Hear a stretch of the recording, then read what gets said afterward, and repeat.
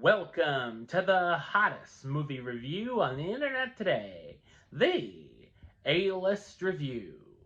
I am your host, the Game Changer, Wes Troop, and it's time to go back to the theater. And for some of our favorite characters, it's time to face the music, as the tagline says. It's the end of the road. My review of the 2023 action sci-fi superhero film, Guardians of the Galaxy Volume 3. Coming up now.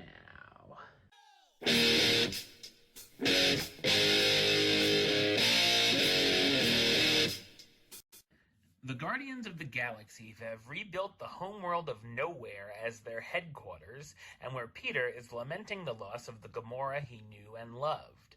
During an attack from the Sovereign known as Adam Warlock, Rocket is seriously wounded, and the other Guardians scramble to save him.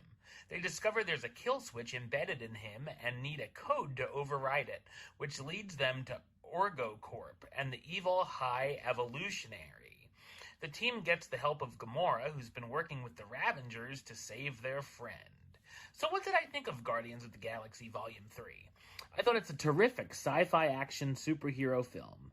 It's directed by James Gunn, best known for directing films such as Slither, Super, The Suicide Squad, and of course Guardians of the Galaxy and Guardians of the Galaxy Volume 2. The special effects and visuals look amazing, and I really liked all of the character designs throughout. The action sequences are exciting and slick, with a highlight being a hallway fight scene. This really is Rocket's film, as the other Guardians figure out a way to help him, which works well for me because he's my favorite. We see flashbacks to Rocket's backstory with moments that are truly heartbreaking, and as an animal lover, it broke me, and I haven't cried as much since I saw Up in theaters.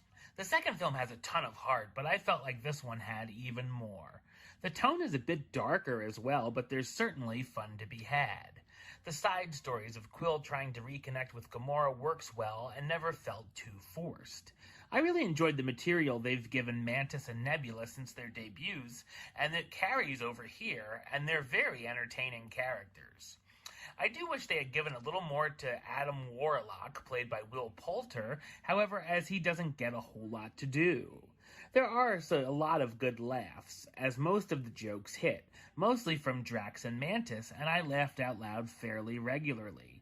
The villain of the High Evolutionary, played by Chukwudi Iwuji, is highly detestable, and I hadn't wanted someone to get theirs since the little bastard prince in Temple of Doom.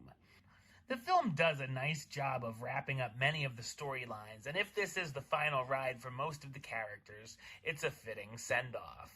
The runtime of 2.5 hours, including both end credit scenes, is a bit long, but it never gets boring or drags. The soundtrack is great once again, this time with hits from artists such as the Beastie Boys, Florence and the Machine, and my boy, the boss, Bruce Springsteen.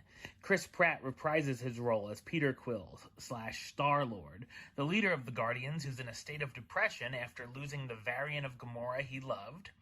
Zoe Saldana as Gamora, the daughter of Thanos, who's now one of the leaders of the Ravengers.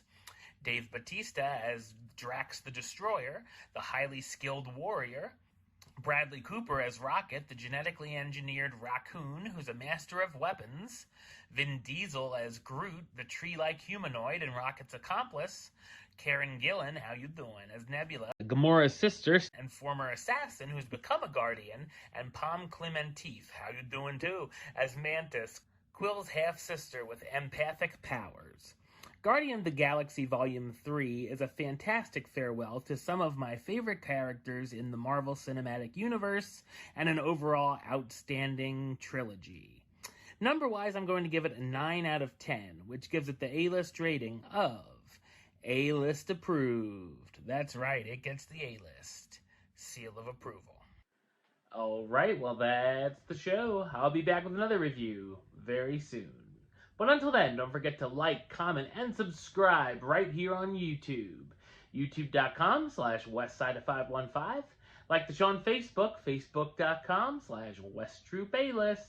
And of course, you can follow me on the Twitter, Instagram, and Letterboxd @WesAlist. Until next time, Troop. Out.